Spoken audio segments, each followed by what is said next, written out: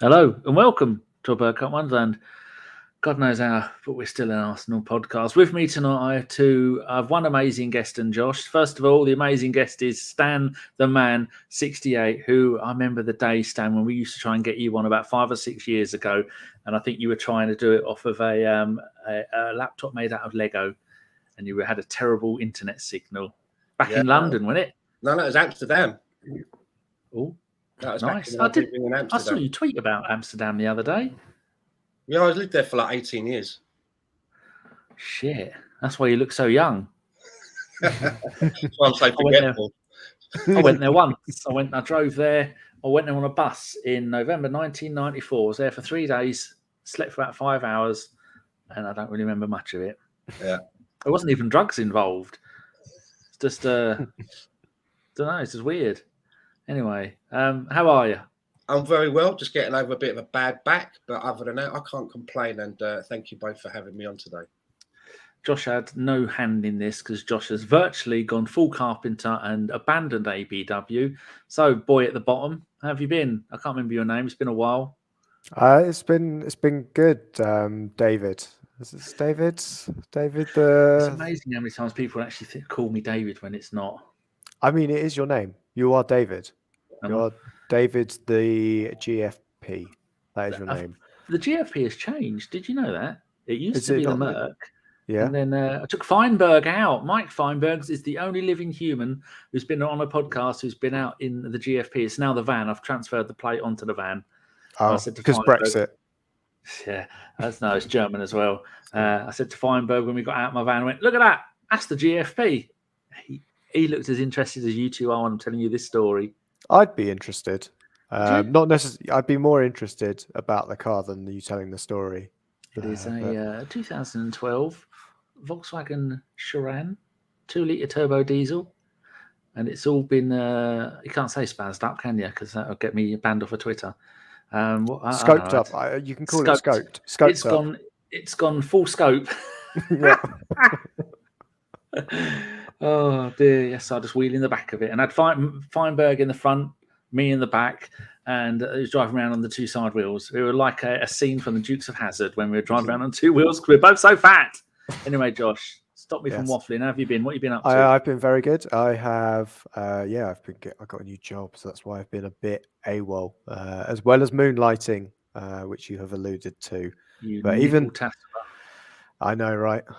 Yes, it's been enjoyable, but yeah, back on ABW to talk nonsense. Have you missed it? I have missed it. I've missed it a lot. It's not you that I've missed, Danny. It's mainly Carl, but obviously he doesn't want to be here because he's messing up someone else's day. Carl did 2 in a row, and he was very professional both times. He was. He turned up late to one of them as well. So I can only say that at least by me turning up 10 minutes late, then I'm not as bad as Carl was. Well, Carl blamed the trains. He blamed Fife. I didn't think that day was ever going to come. So how do we feel at the moment about being Arsenal fans, Stan? What's your gut feeling? Your level of I feel like going for a joyful walk in the meadow and talking to the birds, or I want to go and chuck myself into the bin? Well, when Mikel was initially appointed, I always said that it was around about this period, this beginning part of November, that I felt that I would be able to have a better idea of what basically my account of him. And there's been along that way, there's been a lot of disappointments. There's been some highs as well, but I basically started off at 50-50 when he was appointed. It wasn't my choice, but I wasn't greatly opposed to it. And we got up to a point where I was like 90% that I wanted him gone and 10% clinging on. And I'm now in a place where the scales have come down to about 60% that I'm happy with him, because there's been a lot of improvement I've seen this season. And after the first 3 games of this season, we've managed to go on a really nice run. The team looks like they're playing as a team. It's not perfect, but we're still managing to scratch out wins. So as far as I'm concerned, I've given Mikel Arteta a stay of execution. I'm extending his period till around about the middle of February, because I'm interested to see how he copes with the disappearances of a lot of our squad with AFCON. I'm interested to see if the board back him in January, which is a tricky month to bring players in, and who he does bring in, and then how we play going into February. Then I can sort of like sit down and weigh it all up again. But I'm pleased that we're heading in the right direction. I want him to do well, and I'm pleased that he's starting to look like he's going to do well. Yeah, I think the really interesting thing right now is that we've got a group of players that we'd say necessarily on paper we wouldn't put together and say that was our strongest side. There's been players that we know that we'd needed to ship out for years, and we've finally done it under Arteta, and it's kind of shown that those players that we thought maybe were better on paper in the side aren't necessarily doing it for us. And I think that's where there's a lot of relief, a lot of young energy that we can get behind as well in this side. Of course, we've got a lot of mercurial talents in Smith Rowe and Saka, but I think there's a lot of other players that we can talk about who I think have got better after coming to the club. And I think there's a lot of us right now sitting down enjoying probably our second or third spoonful of humble pie. Yeah, but I think I was on Stan's podcast, the Arsenal fan circle last week, or was it this week? It was last week. What day is it? Yeah. Wednesday. Last Thursday. Ah, there you go. I have no concept of time. And one of the people on there said, when was the last time a Premier League team bought 5 new players and then they're all playing right away every game almost? That is unheard of. Unless it's a major takeover, certainly, because it's when you're Newcastle thinking. Be doing that from January. Yeah, I was thinking, someone like the Chelsea takeover or the City. City, Chelsea. They both went big and brought in loads of new players to or a freshly promoted side. Yeah, freshly promoted, but otherwise there's not really a precedent for a team in our position unless you talk about the ownership. First full summer of them being in charge, they've gone and dropped big money in both summers. They've backed the manager, and hate it or not with the manager that's in place, and maybe we didn't like the players that have come in.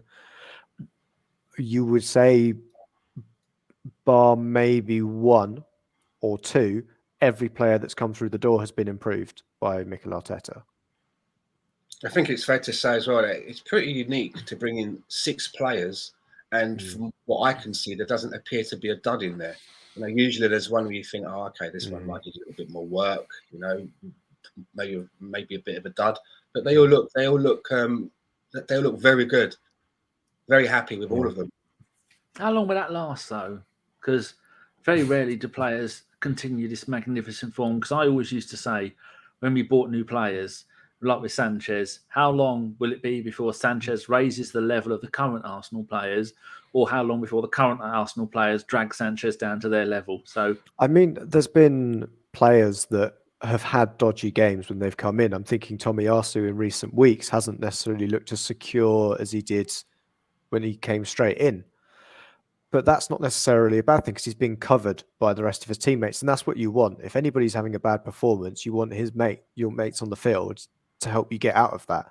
And it's not just one man, especially in the defensive question. If he's having a dodgy game, it just means Ben Wright, who's next to him, needs to step up. If it's Smith Rowe or Saka out on the right wing with Tomiyasu, needs to be back and covering. And I think there's that kind of camaraderie that we haven't seen from the Arsenal for, we're talking maybe 2006. That's what's been missing from Arsenal for a while, is that kind of spirit. I think it comes when you've got almost, I don't know, I've been bad at listening to podcasts recently to see if I'm going to be the first one to dub this, but we've almost got a team of the lost boys. We're so young. It is very much a manager who's young, followed around. It's a bit like Hook, to go with a very old movie reference. Robin Williams is the old Peter Pan in terms of Mikel Arteta, and he's looking after a load of boys who are also still quite young professionally in their career. We've only got a couple of players over 30, and we're getting a good balance of people in their career that have got a lot of experience but are still quite young.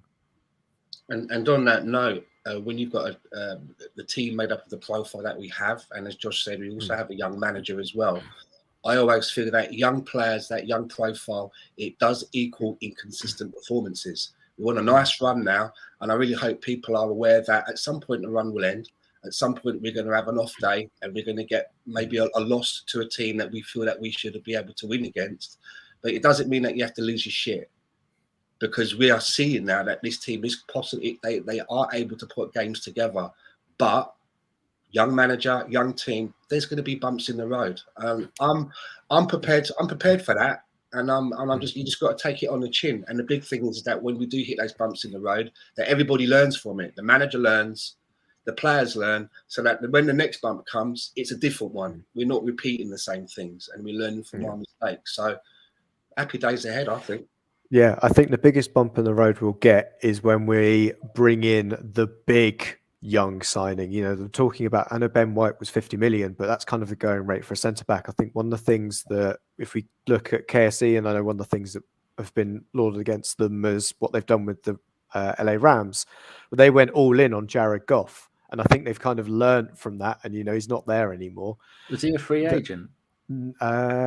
They swapped him. I can't remember where he went. Because I don't know a single player who plays for my Dolphins, but I was listening to someone explain about Stan and all the financial trouble that he's going to be in.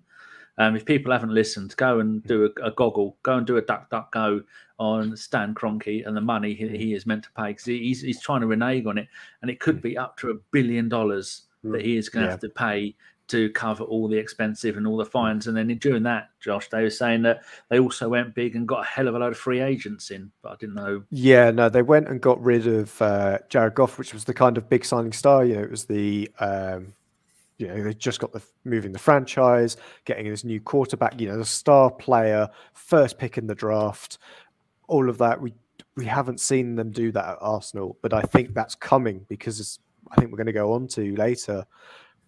Where's one part of this squad in the spine, especially, that we've not gone big in yet, and that's striker. And that's where you can, you know, you look at newly rich Newcastle and look at their star signing striker in Joe Linton, who I think was £40 million. You know, £40 million as a striker doesn't always translate directly to goals. I'm sure we can name many a flop that we've had at striker. And I think that's the really key one, where we're eventually going to be putting all our eggs into a basket.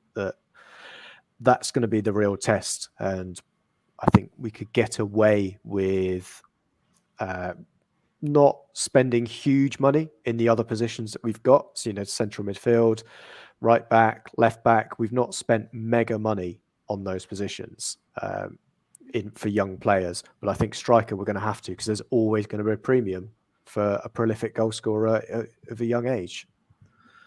There is. It's, I'm just looking at Tavares, or Tavares, and he is, he's only left back. I think I said recently that he could play at right back, but I don't think he can if he's left-footed and left back. His brother. Is it his brother?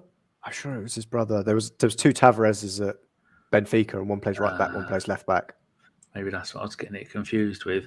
Well, we can go and talk about the strikers now if you want. I've got some notes that I've made 2 weeks in a row. People have made notes. And I have put, scroll up a little diddly bit. The striker situation, Aubameyang staying and is on form. So no one's got any problems with Aubameyang at the moment, have we? I mean, is he on form? Well, yeah, he's our top goal scorer. Just looking at his stats. Just because he's our top goal scorer. I mean, Jorginho was top goal scorer for Chelsea last season. It doesn't always translate. 11 games, 7 goals, 2 assists. Is that not on form? I suppose you did a stat pad that a bit. So that really should be 10 games, 4 goals. Because if you take away the ones against the West Brom under 12s, then which was a bit stat paddy, wasn't it? So yeah, I don't get that feeling that he's in form. I don't know, Stan. Do you? Not at all. There's been something wrong with him. And I don't know whether it's been the same thing, but there's always been something up with him over the past year. You know, he's been ill, the malaria, family members not, bereavements and things like that. There seems to be something up with him. You know, I think he's hit over the hill as well, isn't he, in terms of age? I know you can talk about, Ronaldo's 36. It seems so quickly, Josh, doesn't it? It seems like the fall off, the drop away from what we've seen of him in the first few seasons of him being an Arsenal player. It seems really steep and severe to me. Definitely. I think certainly the way that Mikel started to play after the FA Cup final as well didn't necessarily help him. because I think he was absolutely superb in that when we were kind of playing that more counter-attacking style. Style that kind of suits him better. Now that we're pushing more towards possession-based, you can kind of see it doesn't always suit him, but even then, there does seem to be something he should still be scoring more than he is. And even when, I know you can't say every time you take a penalty, you should be scoring, but on the same hand, Aubameyang should be scoring every single penalty that he's taking, really, without putting ridiculous pressure on him. But, well, that website, FBref, according to them, when you take his goals and assists per 90 minutes, this is as deep as I get with stats. This season, 0.57. Last season, 0.42. Before that, 0.66, 0.76. So there is a gradual decline, but he's 0.15 better off than he was last season. See, a lot of people that I've had conversations with about Aubameyang, a lot of them in his defence were saying that they felt that the main problem was that he wasn't getting the service or he doesn't fit the team. But my view of it was, especially a lot of it for last season, he was either the one trying to ping the ball into the box, which we don't want. We don't want him delivering the ball. We want him receiving it. And when it was switched around and he was in the penalty box and there to receive the ball, it seemed to me that he was missing a lot of sitters, that the chances that he was getting, he wasn't able to put them away. And that's quite worrying. And then if you dovetail that with he goes away on his international duty and he seems to be all smiles, very happy, has a good performance, looks like he wants to be there, comes back to Arsenal and he looks like he's got the weight of the world on his shoulders. And we're the ones paying him his salary and helping him maintain his lifestyle. And he looks like, not so much now, but there was a long period where he looked like he'd rather be anywhere else. I think his attitude does look a little bit better now. He's celebrating with the team. He's happy when people score. But he seems to have lost his powers a little bit. Yeah, I wonder how much... He's looking happier, joining in. Yeah, I wonder how much goes into it if, he probably thinks that it's arguably his last AFCON coming up with Gabon. Is he going to be playing in 2 years' time? Maybe not. This is kind of his last chance to do anything with the national side, and it does look like he is saving himself. And to be honest, if I was in his shoes, I'd probably be doing the same. That, the last chance for my country, I'd be country over club in most senses, especially if it's a smaller nation where I am the talisman for it. I asked on Twitter, and someone who watches it says they won't even make it out of the group. So he's got 3 games, and then he'll be back. Yeah, it would be something he'll enjoy. I think African football is something that, I don't know, there just seems to be, it doesn't conform to the norm of the rest of football. It just kind of breaks all XG models, because basically it'll be a 1-1 and both goals were scored from 45 yards. It's ridiculous how, it's just really interesting football in that kind of sense. But I think that we'll see after February, when Aubameyang comes back, what he's like then. And I think up until now, I'm purely going to be speculating. Yeah, some other points that I've made notes of, if I go to the right bit, is Laka, probably leaving in the summer. And I've read that he's off to Atletico Madrid, which would be the second time that he's wanted to sign for them, which I find a bit weird because they got Suarez, who's on almost the form of his life. And they've just won the title. They've got the French bloke who I keep thinking is Spanish, Griezmann. They've got those two there, and I know Griezmann does tend to play a little bit wide, but they managed to get rid of Diego Costa. I don't know what happened to him, but I know they got rid of him.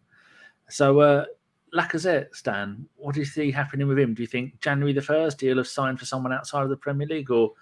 Because if he stays in the Premier League, he's going to get much higher wages than he will do if he goes to Spain, won't he? Even if it is on a free. And if he stays with us in the Premier League, I mean. When it comes to our 2 main strikers, Lacazette and Aubameyang, personally, I would like to rip it up and start again with both of those players. I'd like to have 2 new strikers come into the club. But if we're focusing on Lacazette, I think it is time for him to be thinking about moving on. What I do like, though, is that it's obvious that he's got 1 foot out of the door. He still looks up for it. It doesn't look like he's coasting and just trying to keep his head down into the summer. And I like the attitude that he's showing. I think it's a good attitude to show to some of our younger players of how you conduct yourself. even how you conduct yourself if you are thinking about leaving the club. That while you're still there and you're still getting paid, you give everything. He was a player that when he came in, I was really pleased to have him coming in. But as a few seasons went on, I always felt that if we got rid of Olivier Giroud because we felt that he wasn't going to take us to the next level, and we were bringing in other strikers to take us on to that next step, I always felt that Lacazette wasn't going to really take us there as much as I wanted him to. And I think for the first 3 seasons, I don't think he ever reached Giroud's numbers in what he was able to give us in front of goal. So, thank you very much for your service, but I look forward to the summer, and I'm quite excited to see what we're going to do regarding our striking options. Josh? Yeah, I agree on Lacazette in terms of... I'm saying earlier, when we've not spent big on a young forward player. Yeah. So is this what you're referring to? Yeah, because we've got Aubameyang, who will only have 1 year left on his contract by the summer. Lacazette, who is in the last 6 months. Eddie Nketiah is also another player whose contract is out in the summer. And we've seen from Bellerin in terms of the cameos he's made, starting against Brentford for us, that we know he will probably benefit from a loan in the Championship next season, just to get a string of maybe 30 games in the season at professional level against men. I think that's the thing he needs right now. So we're going to need to bring in a star striker. It's almost written that that's what we're doing. We're moving everything around. Obviously, depending on where we finish this season will depend on what tier of striker we're potentially able to get, by what we're able to actually offer in terms of football next season. But yeah, in terms of Lacazette, I think he's kind of playing in the sense that he hasn't necessarily got a move lined up yet. I think he'll have a lot of suitors, a lot of choice, and depending on how well he's playing, will tell him a bit like we're looking at what tier we could go for. Atletico is probably where, top tier. He's going to always have a home at Lyon if he doesn't necessarily, if he's given the combination or the options of Atletico or going back to Lyon. I think maybe he would take up Lyon as going back there, coming back as the older player. He's already spoken about how he enjoys working and playing with the younger players. Well, Lyon, one of the best academies in France, is definitely an option back for him there if he enjoys doing that, coming back as a hero. Probably picking up the captain's armband again as well. So I think there's certainly many options for him. And I'd wonder if once he'd got a move lined up, how he then played for us. I think if he sorted anything out in January, I think we'd be more likely to say, if we can sort something else out on our side, we just say, you know what, you're probably not going to give us what we'd want. In terms of he wouldn't have that hunger for the next 6 months. So see you later. We'll get somebody else in. But yeah, Danny, what do you think about the strikers as well? Because you got all your notes.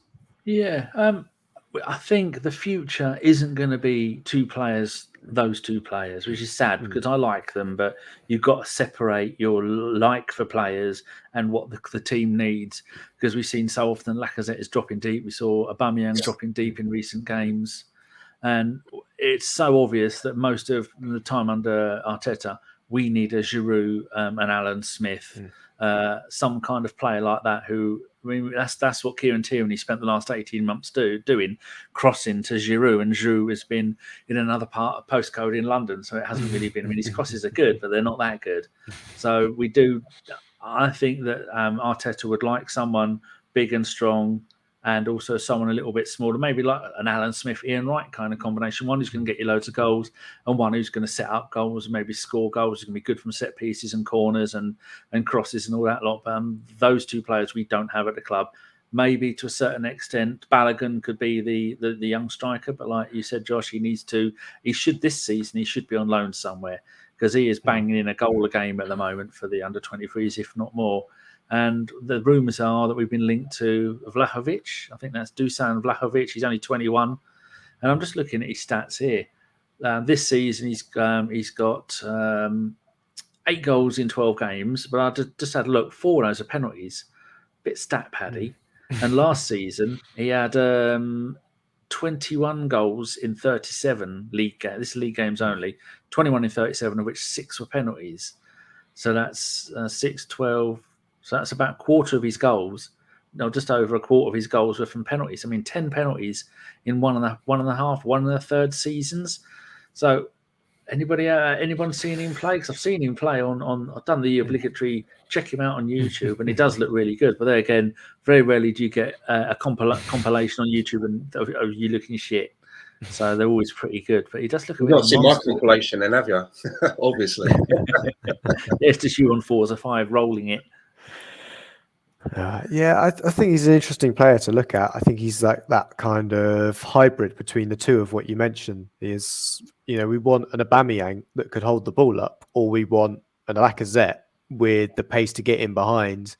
That's what we're looking for. We're looking for either option. If we can get somebody who can fulfill both roles, that's great. And then we just work through, in terms of quality, what we've got behind him.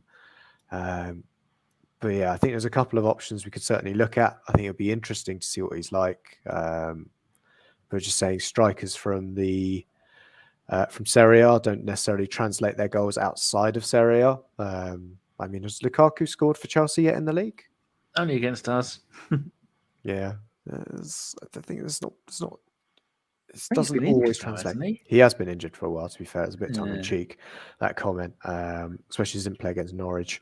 That probably held him back a little bit in terms of stat padding, but yeah, that's the kind of worry that I'd have with it. But then I also, when we talk about the recruitment at the top of the show, I don't have any, misgivings about anybody that they look to sign now, unless it's another Willian, which you could see immediately was a stupid choice, a stupid decision.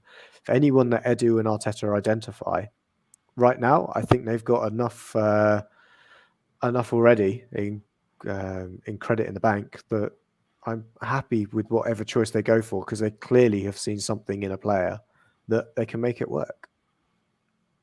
I was just looking, Stan, at the stats for Lacazette and Aubameyang. Aubameyang's been here for 3 years this January, and Lacazette's been here for 3.5 years. And between them, 338 games, 160 goals. I mean, that's pretty decent, isn't it? That's not bad. The guy that you just mentioned, I can't even pronounce his name. Begins with the V. Dusan. Yes, I don't know anything about him, but I did read. Doesn't stop you having an opinion. I did, yeah, especially on Twitter. I did, and funny enough, it was on Twitter yesterday that I was reading from. One of the big wigs, who knows everything, one of these Fabrizio Romano type. I can't remember exactly who it was, but they were saying that that guy, whose name I can't say, his agent's not been picking up the phone to Arsenal. They can't get in touch with him. It's like, I don't know if he's ghosting us or screening the calls, but they were saying that they just can't get him on the phone. So I don't know what's going on there. But do you guys think that by next summer, do you think both Aubameyang and Lacazette will be moved out of the club? Or do you think Aubameyang is going to be here after the summer? Unless we get an offer for Aubameyang, I think he's staying. I don't think we'll try and actively move him, because I don't think we need to. I think he's at that point in his career where if we go in the summer, we're going big on a new striker, because Lacazette's gone and you've only got 1 year left and you're in your mid-30s. He should be expecting us to be going out as a club for a big name striker. So I think it's then up to him. What does he want from his football? Does he want to continue, picking up quite a nice wage packet and probably not playing every week, or at least, sitting on the bench, coming off the bench, playing a bit part role as the new guy beds in? Or does he fancy playing a bit more and stepping down in terms of quality? Because I don't think he'd probably end up at a Champions League side, but a team that isn't, is in a lesser league that gets into the Champions League. I could see him doing well in Italy. He could go back. An ancient striker. He could go back to Italy, totally. He's been there before. Milan. Yeah, or maybe Newcastle fancy it as a new Mercurial striker. Imagine them poor fuckers trying to say Pierre-Emerick Aubameyang. Jesus. Aubameyang. Why I am. That's it. Thank you. But yeah, I think there is going to be change. Just looking at the contracts, this is without Arsenal renewing a 1-year extension if they have it on any of these. Lacazette, Kolasinac, Elneny, Chambers, and Nketiah, their contracts all expire in the summer. And I can see someone like Nketiah leaving in January because he's not getting games with us. And there are going to be teams out there that have seen him. His League Cup record is good. He's never scored a goal from more than 6 inches out. He's gone full Gary Lineker on that one. Elneny not getting any games, plus he's going to be gone in January. Calum Chambers, he's got Newcastle United written all over him. He's a versatile player, can play centre-back, right-back, defensive midfielder. He could be their star player. Kolasinac, well, I don't... Stan, what do you think about letting players go or buying out their contracts? Because I was thinking we've had Ozil, Mustafi, and the Greek lad who's... I can never remember. I always want to say Olympiakos. Socrates, that's it. Sorry, Sophie, if she won't be listening. She's got better things to do with her time. Although I'm part Greek now, I'm 16% Greek, so I've insulted myself for that one.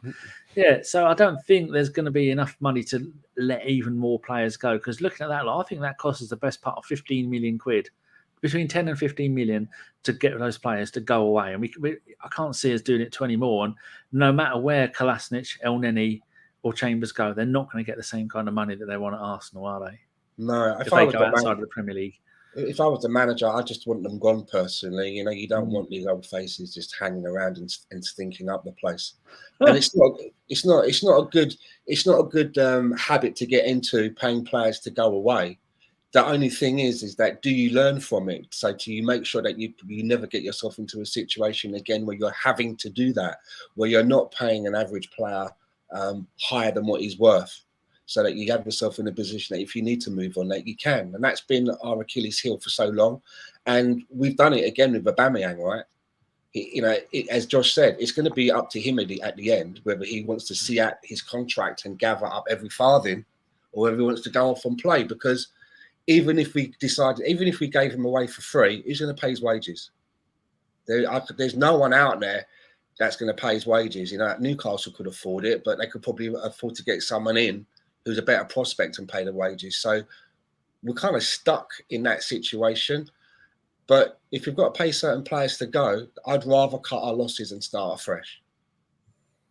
I just wish that we'd taken what was on offer from Roma for Granit Xhaka, but we deemed that a deal that we didn't want to do. But there's other players where we'll say, okay, off you go, and we'll pay it out. So I suppose, Josh, with only 6 months left on some of their contracts, you can afford to say, go on and off you go. It's not like Mustafi and Ozil that had over a year left on their contracts. And I mean, Ozil was on, 350 grand a week, something like that, 250. And to get rid of, you times that by a year and a half, that's why. So I think I read somewhere that Arsenal transferred him, this rumours as usual, they transferred him 13 million into his bank account. It was 7 or 13 into his bank account to get him to go, and that's why Fenerbahce didn't pay him for the half a season he was there. He went and played there for nothing because Arsenal paid it. Or take whatever information out of that you want, because it could all be nonsense. But we can afford with 6 months to go to get rid of quite a few. Would you get rid of any? Say thank you very much, goodbye. Same as Stan. I think with the list of players that we're talking about right now, there's no one that I said would need to be leaving the club right away. Maybe Kolasinac would be the only one I'd push the trigger on slightly early. But it seems to be that now that we've got rid of his mates, he's less of a twat. That's very true. Yeah, Kolasinac is gone, Ozil's gone, and we know Mustafi's gone. But he was the kind of part of that clique. We've gutted the clique now. What was the hashtag, Josh? It was the hashtag the Bundesliga bastards. Never caught on, did it? It never caught on. We did try. We really tried on that one. But we had one on the fan circle. It was hashtag the shitbag 7, because we identified 7 players that just the shitbag. How did that go? It had legs for a while. Yeah, and whilst we took the legs out of all of those 7 as well, but yeah, you can't have a shitbag 1 and you can't have a Bundesliga bastard. It doesn't have the same power in the dressing room that I think the larger clique had. So it's not something I'm wholly worried about. I'm like, we don't need to get rid of these players right away. If they're happy, or it doesn't even matter if they're unhappy. If they want to leave, it's up to them to tell their agent. And I don't want us to be putting any work into trying to get rid of them, because they're clearly not causing us that many issues right now. We've not heard anything about Chambers kicking up a fuss about the fact that he would, he is now fourth choice centre back, You can say almost last. And then third choice right back.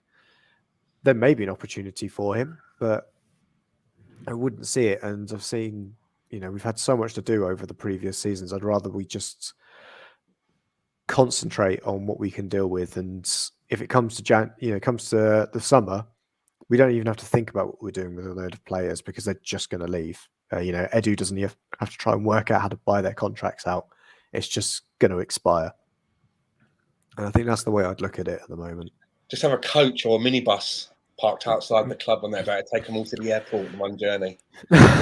Just try and save them getting on a group deal. I think there's some decent flights out to Eastern Europe in January. So, we'll see what we can do with Edu. The striker situation is the one thing that we really need to sort out. So I've got no idea. Any idea who realistically we can get in and when? I mean, realistically, we could probably get anybody from the bottom six, because it depends where we're going to finish. It is then. Yeah, exactly. It depends where we're finishing. If we're a Champions League side, there's names that we're not even, that we're saying are unrealistic. I'm thinking of Isaac at Real Sociedad. If we get Champions League, he completely becomes an option for us. But if we're not in Champions League, then fuck no, he's not going to come to us. Is he at Sociedad at the moment? He is at Sociedad. They've only just bought him in the summer, didn't they? Or... They bought him last season. He came from Dortmund, was it? Yeah, it was at Dortmund. Look at that. I've got my hands under my chin, people. I wasn't even goggling it. Yeah. He already has it on another monitor. Mike told us all his secrets. I've only got one monitor. I would like another one, though. But yeah, I think in terms of names, I don't think it's the time right now to have a look at it, because there's still... Let's have a look and see what players are doing through this season as well, because there's going to be plenty of names that we're not talking about right now that are going to explode back into form or into a new lease of form, and just there'll be players that we want to pick up on and go for. But what do we go for, Stan? Do we, or Josh? Do we go for someone who's ready-made, like a Harry Kane, but not Harry Kane, or do we go for someone like Calvert-Lewin if he's not busy dressing up as a girl, someone like that, where they're going to become good quite soon? Or do we go for someone like an Ollie Watkins now that Villa are shit again? I mean, there's different levels that we can go for. I know, like Josh was saying, it depends on where we're going to fit. I think you can go and sell you and put your kidneys on the fact we're getting European football next season, and it's not going to be the Tottenham Conference League football, which is not even real football. We're going to get Europa League, or maybe, if we might get someone in January, Champions League, fourth place. As we saw, Liverpool lost at the weekend to bloody West Ham. Everybody's beatable. Yeah. I mean, if I get my wish and we rip up our attacking and we start again, that's the area then I think that we would need to have some experience in the side. As good as some of these kids are, there is that little bit of stewardship that I think would be missing from the team, because our senior players now are really... kids. The two up front. They're all my daughter's age. Aubameyang and Lacazette, Pepe. They're kind of like the elder statesmen now of the club. Partey is pretty mature, but he's quite new to the club. So the strikers that we bring in, for me, they need to have some experience. Maybe won something somewhere else. Know what it's like to be in a fight for something that can help the players through.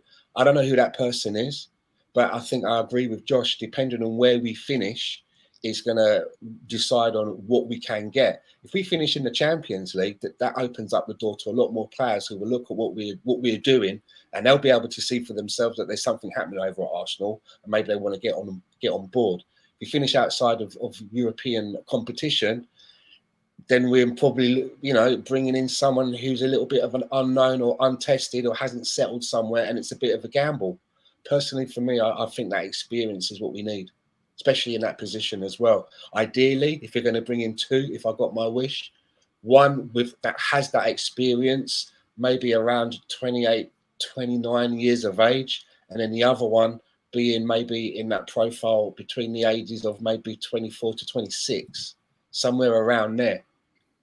Would you want them to be British, or like the rest of our team seems to be gelling so quickly because they've all grown up playing Premier League, playing English football, and that's why they're all British and they gel instantly. It seems, apart from the Lokonga and Tavares, which that's just a miracle that's working so quickly.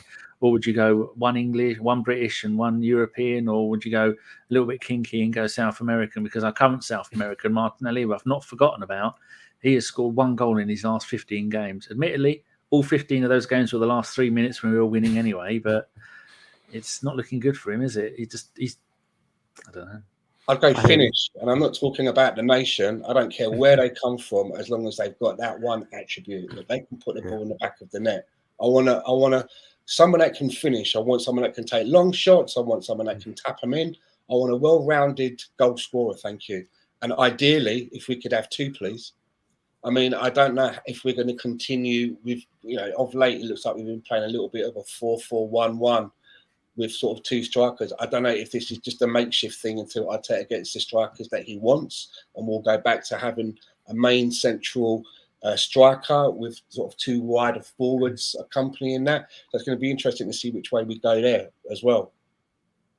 Yeah, I like the way that we've kind of dropped into that like 4-4-2. So Sam, with the for defensive, it's kind of back to basics in terms of football. 2 lines of 4, difficult to break down, and 2 boys at the top that are going to press when needed. I think that's what I'm looking at. I want a finisher, but they also need to have legs in this. They need to have that stamina. They need to be able to run around. We can't be getting demands that. Yeah, we can't be getting someone like Ibrahimovic who's just going to stand there and just say, "Pass me the ball," and I'll just twat it in from wherever. They need to be doing something off the ball as well. And I think that's the key thing. It doesn't matter where they come from again. You've mentioned Calvert-Lewin. He's certainly the English striker that I would look at. He can do everything. I think the other key attribute that we have missed for so long since Giroud left is a player that knows how to head it. Because we have missed so many opportunities, I feel, by not having a striker who's got that instinct to win a header in the box. You was talking about Kieran Tierney's crossing. So many of them, you're just like, right, if someone's got that natural instinct to go and attack it with their head, they're getting goals. Or even to get a piggyback off of someone and do it. Whichever way they do it. If we get Alexis Sanchez and back, and Smith throws on the edge of the box and just throws him over to try and head it in, it's fine. However, which way we do it, we need somebody that knows how to head the ball. A wasted avenue, that isn't it? Especially so when you've got the ability to do it. Yeah, because that's the one key thing that we don't have. We've seen it with how Ramsdale's been doing with his kicking out. If he's not hitting it short, magnificent. If he's not hitting it short, he's hitting it long. Now go on. I'll ask a question about Ramsdale. Yeah. I was going to say he's kicking it long, and we need those tall players. That's why Pepe was coming back into the side, because he's the only player above 6 foot who we could hit reliably and would most of the time bring it down, and we'd be able to continue up the field. But I think that's the key thing we're missing at the moment, is that kind of all-rounded striker. And unfortunately, they don't come cheap. I was going to say about Ramsdale, I can't remember. I take no notice of anything. So this is why I don't remember. But a goalkeeper getting the ball, booting it out quite low, and it landing at the feet of the striker. How he's done that so many times this season, and I don't know anybody else who does that. Josh, you watch football in a million different countries. Is there anybody who does that at a consistent level like he does? I think confidence. I would say outside of Manchester City, that is, and Liverpool, I don't think there is a goalkeeper. Well, I could just say outside of Brazil. To be honest, there isn't a goalkeeper right now. It's like watching almost like a young Neuer in terms of the way he distributes the ball. Never go full Neuer. No, never go full Neuer. And there's another player as well that I think I'd be loath to mention, because he's an awful goalkeeper and he plays for them up the road. But Lauren Koscielny's drinking buddy in Lloris. I think he's another one that, in his younger days, he was very good at spraying the ball, the kind of original French sweeper keeper. And getting it out so quick as well. Yeah. And accurately. That's like a whole new attacking avenue that that other clubs don't have, and it helped. I mean, if we're not counter-attacking we spent ages under Arteta counter-attacking in his first part with Aubameyang. He'd be like a whippet going down there, and that's how we won the FA Cup. And then counter-attacking with Tierney down the left, and that was working magnificently. We all remember that game against West Brom. I think it was in the snow, and he was like a whippet down that side. And to have all of that lot, and now we've got a goalkeeper who can get it, hoof it quickly down, or not even hoof it, pass it a rate of knots to somebody, either on the wing, whether he's throwing it or whether he's booting it. We really, if we had the right players up front, the amount of ability and skill that takes, and how we could make the most of that is really. And I mean, what is it? He's 23. We saw with Watford, their goalkeeper was 38. Imagine having Ramsdale at the club until he was 38, playing 40, 50, 60 games a season. My God, he'd be at 722 before you know it. Well, we'd have I think the other thing to mention is that the defence, or the players that he's kicking it out to as well, we're not getting pressed as heavily because we've got these players that know how to deal with it when they've got the ball at their feet. We've spent £50 million on Ben White. The way he walks that ball out of defence, Sol Campbellish at times. If it was Rob Holding instead, that they're going to pressure Ramsdale to pass it to Holding, because then they can pressure again. They know he's another weak spot. And they fall over. You go and pressure Ramsdale. Ramsdale's knocking it out to Ben White, knocking it out to Gabriel, knocking it out to Tomiyasu. We've got those options who know how to get the ball, can play in this system. And I think that's why we're seeing us being a lot better. It's helping Ramsdale a lot, because it doesn't matter who he passes to, they're not weak in that area. And I think that's huge for us right now. And I'm sure we're going to go on to the, our midfield and Ben White in more detail as well. Stan, talking about that, how many times this season have you had the Benny Hill music playing in your head when we're passing it from goal, when Ramsdale's been in goal? None. It doesn't happen anymore, but that used to, working the ball out from the back, getting the ball up just up to about the halfway line, and then turning around and kicking it all the way back to the goalkeeper was just, my heart couldn't take it, because you're just inviting so much trouble. I'm so glad to see that we're getting that out of our game now. True. Right, Josh, what part are we moving on to next, do you think? Which game? I think the Watford game, because you've mentioned a 38-year-old goalkeeper, Ramsdale, and I've mentioned Ben White. I think that's the natural way to go. Well, and should we talk about Maitland-Niles and Sambi in midfield? Apparently we found the second coming of Vieira now again in Maitland-Niles. There was someone I saw on a podcast somewhere. It might have been it wasn't your bloke last night, Stan, that I was watching while sat in bed. But they were saying that Lokonga, it was somebody on Twitter who was saying that Lokonga messes up every time he gets the ball and he needs to be dropped, or was it loaned out immediately? I thought Maitland-Niles and Lokonga were magnificent. I mean, Maitland-Niles has come from the wastelands of Arteta's backroom of despair to starting games and getting man of the match. And that's the stuff of dreams. Another Hale-End. We've got 3 Hale-End boys at the moment doing wonders. And that game at the weekend, Stan, was it just because we were playing Watford, who are quite frankly shit? Watford spent so much time rolling around on the floor that we had most of the possession because they were awful and they didn't want to play football. But Maitland-Niles kept his head. Lokonga was brilliant, and like Josh was saying, was it Vieira-esque for you at times? Very pleasantly surprised with Ainsley Maitland-Niles' performance. I've been one of his biggest critics and doubters, and that's just been going by what I've seen when I've seen him play. So when I saw him in the starting lineup, I was like, oh, okay, is this going to be our weak link? But he was my man of the match. Great performance. And again, if this is going to be a change in the style of play and he can put out performances like that when he's needed, then I'm happy to keep him around, because he is a versatile player. He can fit into a number of places, and I really hope that he feels comfortable, because I think a lot of it was more him sort of showing a little bit of unhappiness of how he was being used, the lack of minutes. But if he continues to work hard like that, especially if we progress and start getting into European competition, he's going to get more games. Players get injured and players get suspended and go out of form.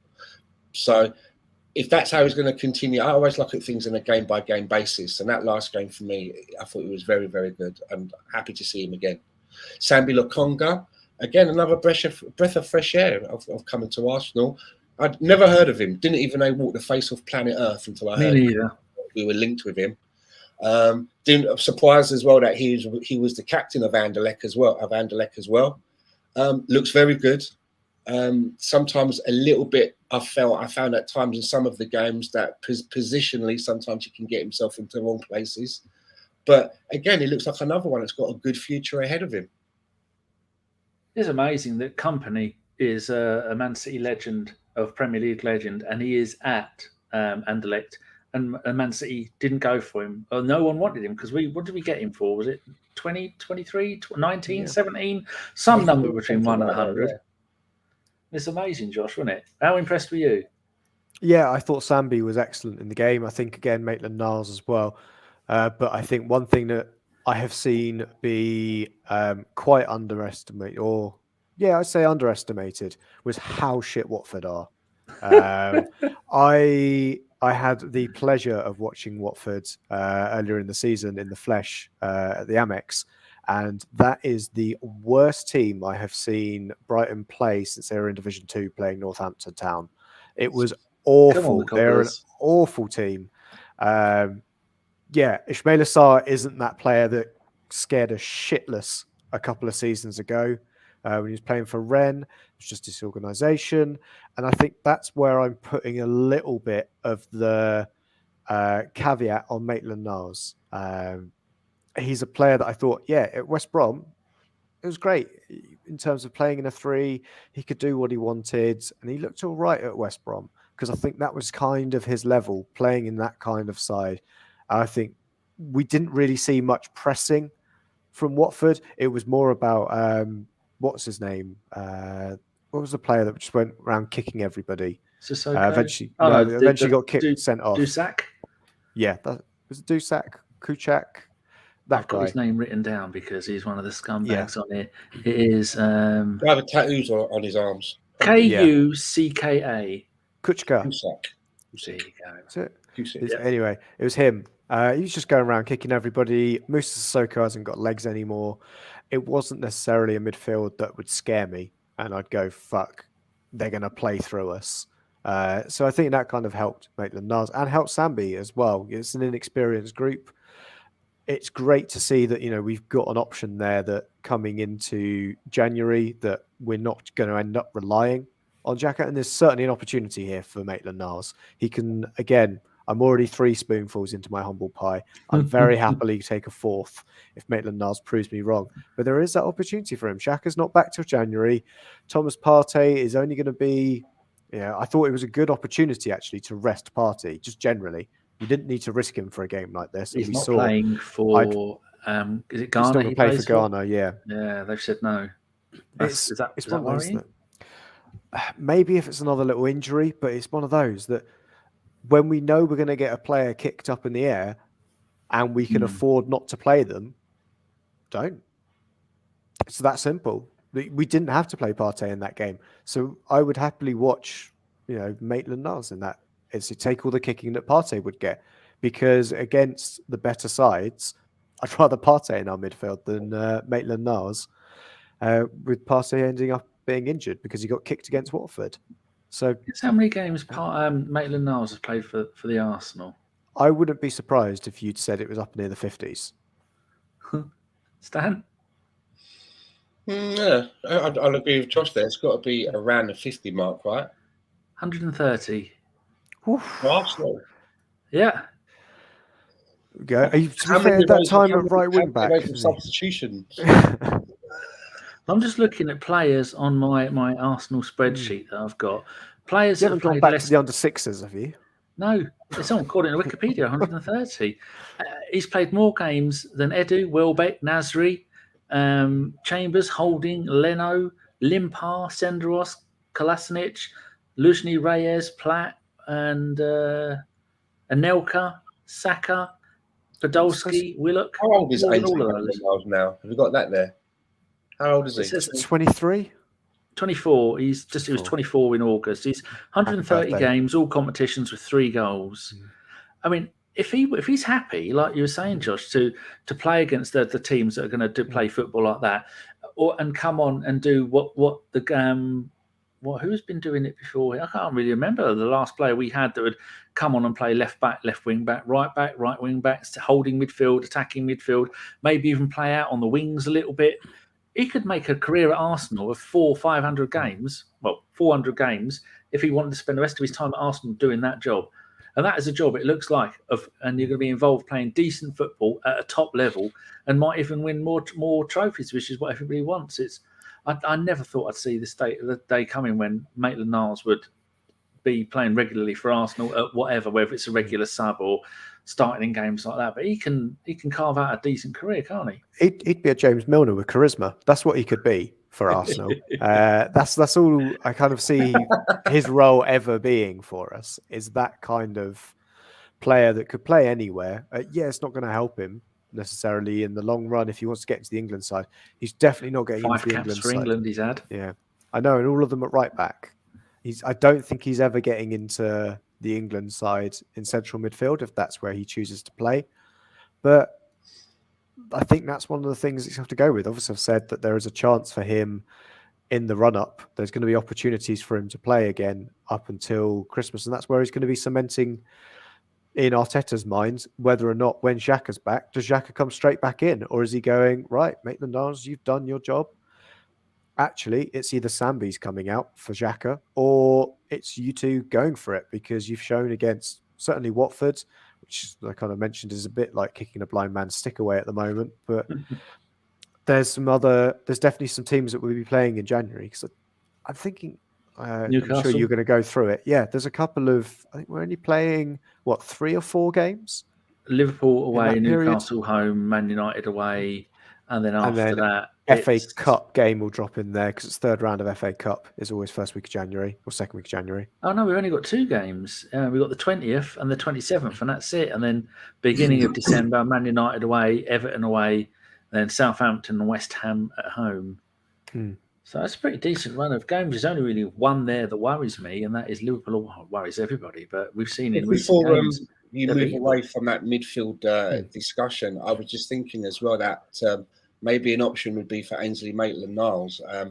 If we move on El Neni in the summer, and then we give Ainsley Maitland-Niles that spot in the team, you can bring him on when you need to close out a game, which is what I think El Neni's quite good at. Cup games, things like that. He'll get more minutes, and he gets him closer to the action and taking up that spot in the team. He can then see if he can push on from there.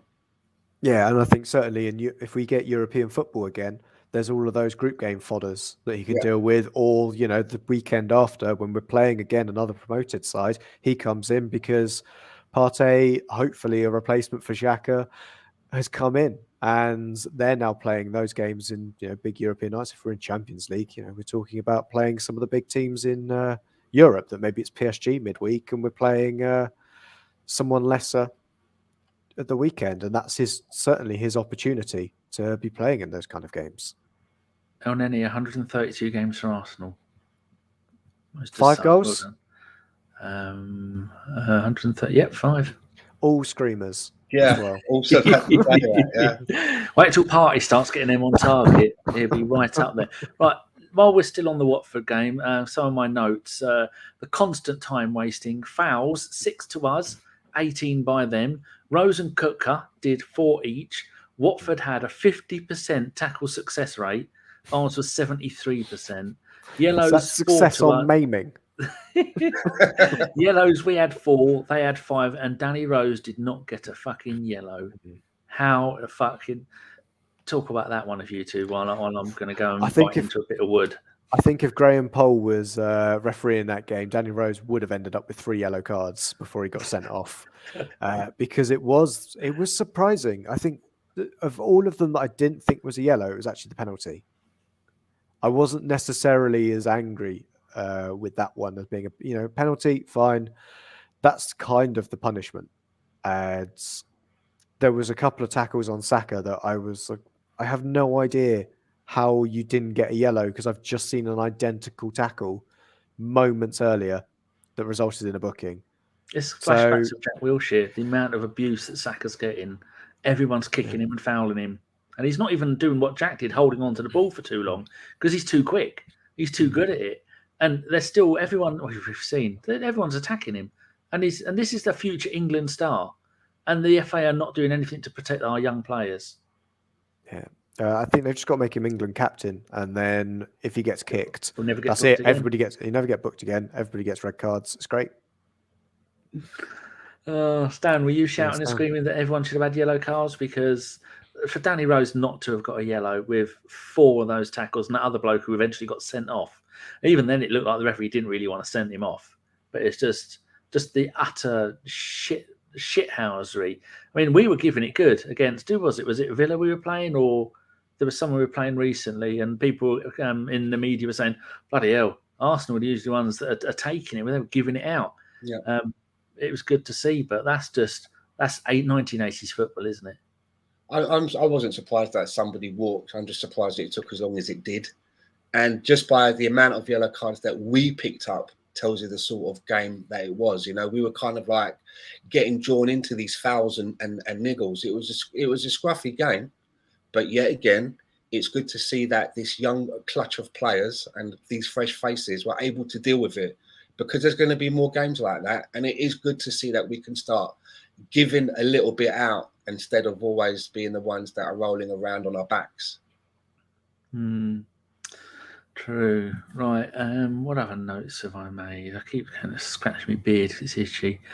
Aubameyang missing 2 penalties, Josh. Is it in a row? Is it a problem? Because it did look like the run up for the one against Watford that he wasn't overly sure. I mean, he did try and spank it a bit, but when you're playing against a goalkeeper who's 38 and seems to be quite good at saving penalties, and yet again, when you play against Arsenal, no matter how shit your goalkeeper is, it's like the re-emergence of Leviashin or something. Yeah, I mean, Ben Foster has had at least a couple of decades of having absolute worldies at the Emirates, and I think it's not necessarily worrying, because I think Aubameyang is now, I would say, 3rd, maybe 4th best penalty taker at Arsenal. So we've got players that will come in and can take penalties and should be converting them. I think Lacazette's a better penalty taker, got a better penalty record. Pepe has got a better penalty record than him. I mean, we've already spoken about him. If he's on the pitch, because Partey doesn't want to be kicked this week, Maitland-Niles takes a decent penalty as well.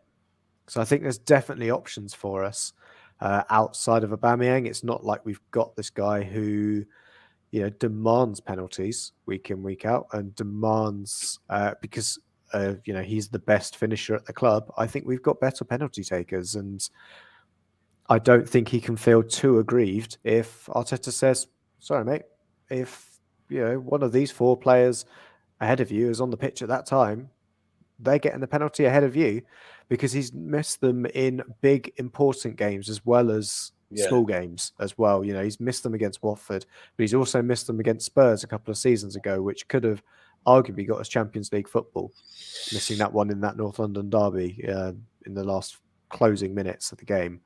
I think there's definitely some there's some questions to be asked about his performance with penalties, but I think if Arteta is part of his man management will be just unfortunately you missed 2 in a row, we move into the next guy, and if he's on the field, then he's going to be taking it over you. And it's up to Aubameyang to get back into Arteta's good books, and that's by scoring from open play, showing you can finish, which he's struggled to do this season. Yeah, right. We all done on that? I'd just like to say as well, I mean, both Pepe and Lacazette came to us with reputations of being very decisive on penalties. Both of them did. I think if either of those 2 are on the pitch, that they should get the shout now ahead of Aubameyang. If you're not unable to do it in open play, then why would you be given to the dead ball situation? Start scoring from open play, and then you can start looking to go back on pens. But that penalty miss against Tottenham, it still pains me to this day. Give it to Ben White to the end of the season. That's what I say. At least they, when they start going full Martin Palermo, missing 3 penalties in one game, then then it's time to give up. Other subject, just Josh, tackles against Arsenal in general. Danny Rose on Lacazette in the Watford game. Evans on Aubameyang in the was it the Villa game? Leicester game.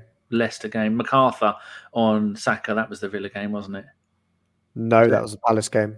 I'm forgetting which order. I'm thinking backwards of the game. But if you pick another Villa player, or just pick a player that plays for Villa, and then I'll tell you it's the Villa game. But so far, you've not picked a Villa player. Martinez. Oh, there you go. How about these?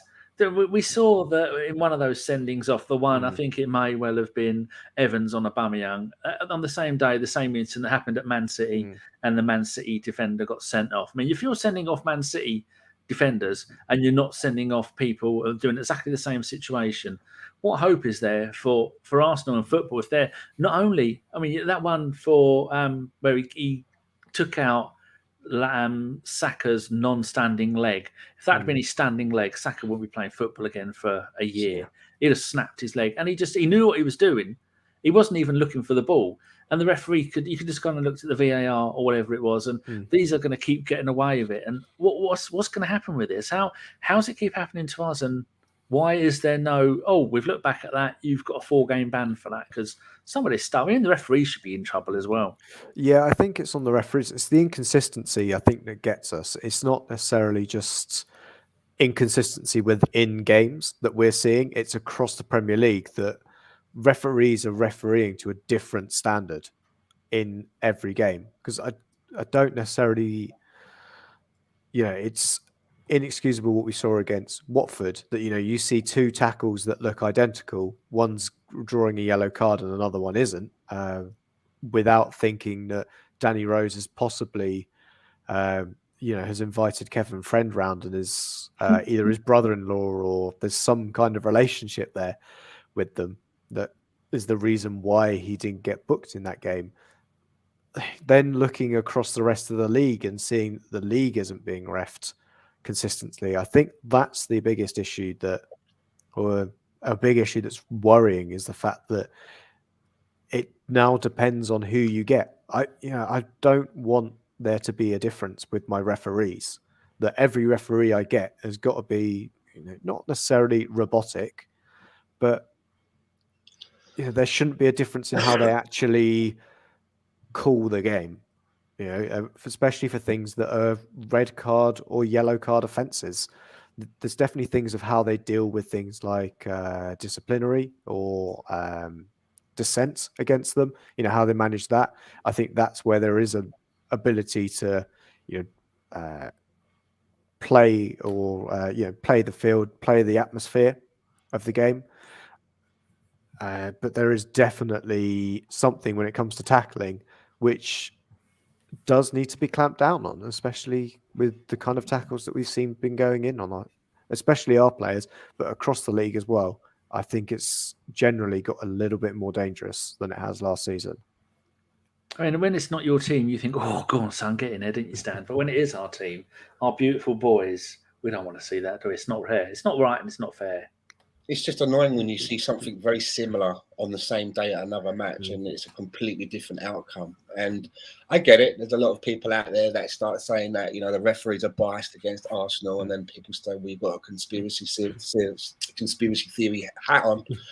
But there might be a little bit something to that. I watch football here in Canada on DAZN, and fuck me, the commentators are very, very biased against Arsenal. In that Villa game, the commentators, I think the colour commentator was Jim Beglin and the play-by-play was Martin Tyler. They were literally willing Aston Villa to score. They were all in an R in every time they almost done something. And, when Eddie Nketiah scored his goal, which almost didn't go in, but at the end of the day, he did score. And I thought his first 2 touches were very good to bring the ball out of the sky like he did. They went on for ages and ages and ages and ages and ages about how he almost missed that shot. And when at the end of the game, basically the reason why we won that game was because Aston Villa just had a bad day. They were having a really bad day. It wasn't that we played better than them on the day. It was almost like Aston Villa were expected to win Arsenal. They're a team that's expected to win Arsenal, and because they didn't, it was because we were lucky that they were having a bad day and we capitalised on it. And it does get on my nerves listening to this, and it's quite frequent in the commentary. Regarding the referees, it's across the league, isn't it? But you feel it more when it happens to you. You Yeah. feel it a lot more. And, you know, there was a stat that came out about a lot of decisions that went against us with VAR. I think VAR's being used a lot better now. I think the referees and the people up in their caravan who look at the monitors have a better understanding on how to use it now, because we've started to get some things going our way. But some shocking tackles going in on some of our boys, and like you say, you know, we're lucky that our boys managed to walk away from a couple of those. But it's part and parcel of the game. Yeah. Both Saka and Emile Smith-Rowe are players that carry the ball for distances, so they're going to draw tackles onto them. A bit like Jack Grealish, they're always going to have their legs getting kicked when you're carrying the ball for distance. Yeah, we know why Jim Beglin's butthurt about Arsenal, don't we? He was wasn't he in the Liverpool side on the 89? Certainly playing for him back then. Yeah. Danny would know. Danny's got encyclopedic knowledge, but I'm pretty sure Beglin was at Liverpool in 89. He was a bit part player at Liverpool. Yeah. Never really a good player. I think that's Jim Beglin now telling Stan that he hates Arsenal. Yeah, I was like, I heard that. Yeah, but he's awful. I think he was one of the. I think he's been the commentator on Pez for years. He is. He is a commentator on Pez because I'm playing it at the moment. It's like fucking listening to fucking grass grow. It's one of the reasons that I never got into Pez. He's so dour. Yeah, but he's part of the Liverpool mafia, and they like over in the UK we have an advert for Skechers, and it goes, "Here is Liverpool football legend Jamie Redknapp." You're thinking, hold on, he won one FA Cup. We had a bloke, Matt Smith, who's on loan somewhere, has won one FA Cup, and he's only 14. What the hell are you on about? Football fucking legend. Idiots. And I wear Skechers. Nice ones. They look like Air Max Classics. But they decided to make them very expensive now. 90 quid for a pair of Skechers. You want to check your cheese out, for fuck's sake. Well, what else were we going to talk about? There was... I'm going to have to look it up. I was just looking at it a second ago. Now you've got excellent notes, Danny. It would help if you read them. Here we go. Something for people to have a little bit of a moan at. The Arsenal Advisory Board. Now then, we all know that we're living in a generation of cancel culture, pronouns, and people with pink and blue and green hair, because the big companies listen to the 0.11101% of people on Twitter that go, "Oh, don't like this shop. They give me a funny look." Right, everybody stopped shopping at Tesco's. They give somebody a funny look. So you would think that the photo of the Arsenal Advisory Board is 12 people in there. One of them I recognise is Josh Kroenke. The others were 11 men. Now, my mum's a lady. My daughter's a lady. Well, my daughter's a bird, and her mum is a lady. So I'm surrounded by them. 3 of my cats are female. So I'm not. I think there should be more women on there. One of the bloke of them is, what's the politically correct way of saying from the subcontinent? You two can say it. I'm not going to say it. Subcontinent, where's that? You know, India, Pakistan. Do you mean Asia? Do you mean Finai? No, it wasn't Finai. No, one of the bloke looks like he's a bit Asian, or possibly could be born in the UK. Who knows? That's not the point. We're living in a generation where it's you should have more women on there. You should have. I don't think there was any black people on there. Everyone else is pink. There's no people in wheelchairs. Daniel's there, who's blind, and Vinay's in that photo, Danny. I've just looked at it. Is it Vinay? Yeah. I didn't even know that we had an Arsenal Advisory Board. So I'm still trying to get so my you're head saying around that. the Asian bloke is our Vinay? So it's Vinay and Josh, and the rest Vinay, of them Josh, the guy who's I don't know, because I can't really talk about this. Whose hairline is so far receding that he's got a monk cut almost. Yeah. That's Tim Lewis, who's standing behind Daniel. So the advisory board, because we didn't talk about this before. So the advisory board is now down to 9 people, all of which are pink. A lot of people have done a lot of pointing out for who some of them are as well. I think Mike went through it. You know, that guy was on the podcast and met you, and that guy went. I think all about him. Linked a lot of them because I think there's a few from KSE, and then there are some fan supporters groups. There's the foreign fan liaison. I think is what's job title is, So he's in the that gist group of as it well. is, there's no women Yeah. on there. There's no black people on there. There's no other race of people on there, or there's no people in wheelchairs on there. That's my people. Hello, if you're watching.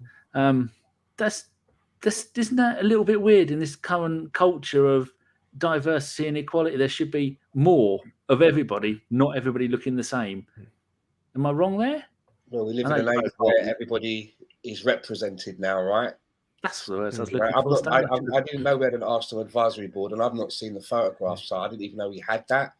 But yeah, you would think that from your description that there'd be a little bit more representation, because you only have to look at the crowd at an Arsenal game to see for yourself that the Arsenal crowd is very diverse. There are people there of all ages, from small kids to the fucking elderliest of pensioner, and there are people there from all different shapes and sizes and colours. There you go, Danny. I've just sent you the list of all the players that are in, all the people that are in that photo. So I don't know if you want to read that out. Well, yeah, you read it out. I'm counting. So we have Tim Lewis, who Arsenal. is the AFC board member, is how Arsenal have described him. Drew Gray, who is the Arsenal Independent Supporters Association, part of that. Vinay, AFC Chief Executive. Tim Payton. No, I was going to say something rude about him. Arsenal Supporters Trust. Tim Payton. I should have known that was him. I know that name. I've seen that name before. Yeah, Yes. he's Podcast, he's AST. He's a big part of AST and a likes a Peroni, I think. Yeah, and a bit of a bell end. Josh Kroenke with his beard that now looks like Thanos' chin. Mark Good job Brindle. no one listens to this podcast, isn't it? Well, yeah, exactly. This is me getting cancelled. Mark Brindle, who's AFC Supporters Liaison Officer. I've heard he's a very good bloke. Mark Gonella. If Steve was still around, what he'd be saying about Mark Gonella. And I won't mention some other people that have told us things about him. But yeah, he is the AFC Media and Communications Director / Chair of the advisory board. Making sure he doesn't get fired for being shit. Zach Wagman, who is the Young Fans Rep. Daniel, as you mentioned, Daniel Bailey is the Arsenal Disabled Supporters Association. Dan, you could have gone up for that as well. I've been supporting Arsenal longer, and I've definitely seen more games than him. They're my people. We're allowed to make jokes about each other. He can make a joke about me skateboarding. I don't care. Not that he'll watch this, so I'll get away with that. Angus Murat, who is part of the Gay Gooners. That is a name, Murat. I don't know if how you say that. I've realised it's cut it off as well. Then we've got Mick Padfield, who's part of the Domestic Supporters Club, and then Thomas Balligard, no relation to Odegaard, who is the part of the International Supporters Clubs. So at what point did they not go, like Stan was saying, go and look at the crowd in Arsenal? Complete mix of shades of people and sexes of people and haircuts. It was up for... you could vote on it because FK was up for it. He was trying to get onto this advisory board. So was Darren. I don't know if he wants his surname going out on things, but I think we know which Darren, talking about the ones very big into in terms of the supporter groups, not Highbury Darren, who likes to troll people. Darren the Berry, other one, bad man. Not Darren Berry, the other one that you'll know. Yeah, it was up for. Would have been good to be on there. But if you're a female Arsenal supporter, you're going to be looking at that going, "What? What's going on with that? Oh, is this 1970? Why are there no women on there?" Well, I know what would have happened. You would have gone, "Oh, but we need someone for women's football," and it would have been Tim Stillman that would have ended up getting voted in. I think it's a very strange mix, though. It's a strange mix of who's ended up, but they represent diverse groups as well. Like Stan was saying, the Gay Gooners. They represent diverse groups, but the people aren't diverse themselves. Yeah, the spokespeople aren't necessarily diverse, but and what you got to hope is that their thoughts are diverse and they're there for everybody. It's the same as like your local MP. is they look after a diverse group of people, and it shouldn't matter what colour they are or what creed they are.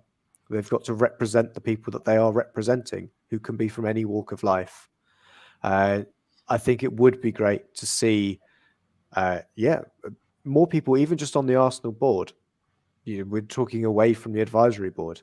If we get more women in there, looking after things like women's football, the work that Alex Scott does outside in media. I don't know if she necessarily wants to come into working there so closely with Arsenal, but we've got a great list of great Arsenal women's players who are doing great things, and I think should definitely be involved closer with the running of the club. Very poor beard game as well. That's. There's barely a strong hairline in there, Danny. And only 4 people wearing glasses. I mean, the dog might have glasses on. We don't know. Might have one of those Groucho Marx glasses, nose, and mustache things going on. So we don't know that. We can't assume the dog isn't wearing a disguise. I just think it's a rubbish selection. That's not just because I'm on there. I'm not on it. Don't ask me. I'll fuck it all up. You do sound very bitter, Danny, that you're not on there. And that you Don't got ask picked me to be over a part of anything. You got picked over somebody that's never seen Arsenal play. That's it. It's a little bit like telling me where to eat my burger. Don't tell me I should be. I'm eating it in the wrong zone because I'll tell you to go fuck yourself. Hey, Stan. Danny goes to McDonald's and asks for cutlery. Oh, don't. Sexy Frank eats pizza with a knife and fork. When he comes around and we have pizza, I just look at him with a face like a smacked ass. He knows. Is he still about then? Is the old Sexy Frank? What had that name in a while? Yeah, they've just got a third kid now, little baby Alfie. You're a postman, right? If I remember rightly. Frank's an electrician, not postman. He'd never do manual labour like that. It's bad enough having to go in people's houses. But any more thoughts on that? Is it just this is the kind of thing I'd expected Arsenal to do 5 or 6 years ago before what's his name? Before Josh got involved. And I think Josh is pushing things in the right direction. But, if you're female, you're going to be annoyed with this. There's been plenty of groups that are going to look at this and then go, unless I'm not very happy with that. But maybe it's on a rotation of 1 year and they'll all be out. And next year it's going to be a load of teenage girls with all dressed up like manga. I don't know. Yeah, I mean, they're all elected into those positions other than obviously everybody from Arsenal. Sounds a little bit like the voting on Strictly Come Dancing, whereas if you work for the BBC, you're getting through to the finals. No matter how shit you are. Dan Walker dances like a corpse holding an ironing board. It's disgraceful, Josh. Right. See, that's one subject we just did on the fly. We didn't put too much thought into it, as you can tell by the fact we don't know what the fuck we're talking about until Josh went and did some live research. You don't get this on other podcasts. No, they research this shit. So, yeah. What else was we going to... I'm just looking down. A nice little stat I was looking at here. Currently, 10... Oh, the offspring's ringing me. Talk about our current run of form, Josh, while I go and tell the child to piss off. Okay. Well, yeah, Stan was looking at our current run of form. We've been... Forgive me if I'm wrong. We've been unbeaten since the opening 2 games of the season. We kind of avoid talking about them, but it's kind of gone under the radar a little bit, or at least I feel that way. What about you in terms of our form coming into, basically being unbeaten since those first 2 terrible games? For me, I think the first 3 games of the season, I didn't like the way that, first of all, let's get Brentford. The argument about, they've just come up, fans, a big stadium. So fucking what? I think we should have been able to do a lot better against Brentford. And then moving into Manchester City and Chelsea, everybody, it seemed, was talking about how, we can't expect anything out of it. They're games that we're not gonna win. And it seemed like everybody was saying that. And I get the feeling that kind of trickled down a little bit into the team. Oh, we're going to get a pass. No one expects us to win, which is why that when we come back from this international break and we're going to be playing a team like Liverpool, I don't want to hear that talk again. Have a bit of belief, even if we do lose, let's try not to get our pants pulled down and come out of the game where we can say, well, we lost that one, but everybody tried to do their bit. Everybody gave 100%. I just get this feeling that those first few games, we kind of were given a bit of an easy pass. And I'm not sure how Brentford kind of got lumped in with the likes of Chelsea and Man City. We should have been able to take care of business in that first match of the season. I mean, I don't know how you feel about that. Yeah, I think certainly with Brentford, it was a game which we just didn't look prepared for. No. And yeah, the excuses that we kind of go with don't necessarily tie with what you'd see from City and the Chelsea fixtures. You know, looking at the lineups that we played, City and Chelsea, you're like, okay, well, that's probably why we didn't get anything out of those games. We're still talking about Leno, Rob Holding, Pablo Mari are starting in those games for us. Back at Brentford, those three players I've just named, that should be fine for it. Even talking about the fact that we started with either, Balogun at Brentford, Maitland-Niles was a starting striker for us. In definitely the Chelsea game, can't remember the City game. Starting with those players, it shouldn't matter against Brentford. Again, we should have had enough firepower to deal with them. Yeah. But then from there, when we started to bring in, it was kind of the catalyst. You know, I remember where you can kind of hear, and I'm sure it's going to come up again and again and again now that he's just taken a job up the road, is about how we were the catalyst for his Chelsea side when we absolutely fucking smashed him in that first half, and he ended up bringing in three at the back. Almost those three poor results were the catalyst for him going, right, Leno, you're out. Ben White, you're over COVID, you're in. Gabriel, you're over your knock, you're in. We've got Tomiyasu at the end of the window, you're in as well. Gave him kind of carte blanche to bring in all of these players that he brought that had come in over the summer. And we've seen them now click and gel. I think, we'll be saying that getting only, I was just flicking back through results. If you look at this team now and you said, oh, we only got, I think it was, we beat Norwich 1-0. That almost wouldn't be acceptable to us now, would it? And I think that's one of the things that we're kind of looking at, that we're kind of building now. We've got that momentum up. I'm not saying we'll go and beat them for the rest of the season, but it does seem a lot more promising now, and it seems like we've got a system that we can trust. The question is, how does this team react when it loses? Because that's the test of every team, isn't it? Well, I've got a few stats. That's just the child. She's getting her own place and messing her around. Right, currently 10 undefeated with 7 clean sheets. That is the really important bit, the clean sheets. Our last run of 10 undefeated was in January the 1st to the 23rd of February last year. No, 2020. And in that time of 10 plus, we only had 3 clean sheets. And then the one before that was from the August 8, 2018 to December 2018, 22 game Emery run, 8 clean sheets. And then the last one before that was Emery's last good run of 19, and that was August to November 2016. Even then, that was only 7 clean sheets in 19. We've got 7 out of 10. So that is just amazing how they've all come in. And like you were saying, Josh, I was listening with those players, Mari and Kolasinac. We saw old Arsenal when we played in the League Cup against Leeds. We went, I had flashbacks of Narm. That's how bad that was. It's horrible. See, oh God, that's how we used to play only a few weeks ago. And we got so used to having a goalkeeper who can pass the ball out, having defenders who can walk the ball out, having people who can pass and attack and everything and all that other stuff to go with it. And I just think in such a short length of time, we've completely revolutionised the way that Arsenal play football.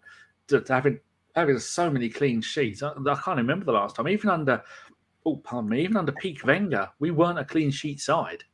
We'd rely on outscoring people quite often. When you look in even some of the best seasons, we did concede a lot of goals, but I think the best years for conceding goals was under George Graham. But again, that was quite boring football. And it's just everything seems to be gelling together. But like you said, Josh, that when we have that first loss, and then Twitter all goes full Neuer on us on Arsenal, and they start tweeting their binmen and their cleaning ladies and their milkmen, sending them death threats because Ramsdale let in a couple of goals, or we made an error and let in a goal. That is going to be the real test, and that real test is coming Liverpool away when we come back after the pointless international break, isn't it?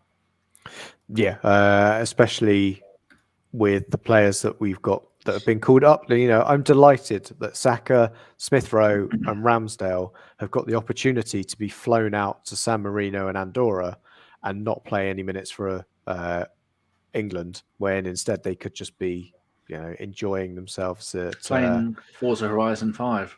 Playing Forza Horizon 5, it's just being back with the squad and just getting ready for that game. But, you know, they got called up for England, so I'm happy for them. But at the same... Do you watch England a lot, didn't you, Josh? So when was the last time we had 3 players that look... It's only a matter of time until they all... Well, 4, including Ben White, because we've seen Slabhead is shit now. Mm-hmm. But there's a real possibility that in the next 6 to 8 months we're going to have 4 Arsenal players starting an England game, and I don't mean a friendly against San Marino. Oh no, these are international qualifiers. Yeah, I know that. But I mean, in 6 to 8 months. I would say probably the last time we saw that many Arsenal players in the England squad would have been 2005. Yeah, with Sol Campbell and Ashley Cole. Yeah, Sol Campbell, Ashley Cole, and somebody else would have made it in there. Ray Parlour, maybe. Yeah. Oh, Walcott when he was called up for the.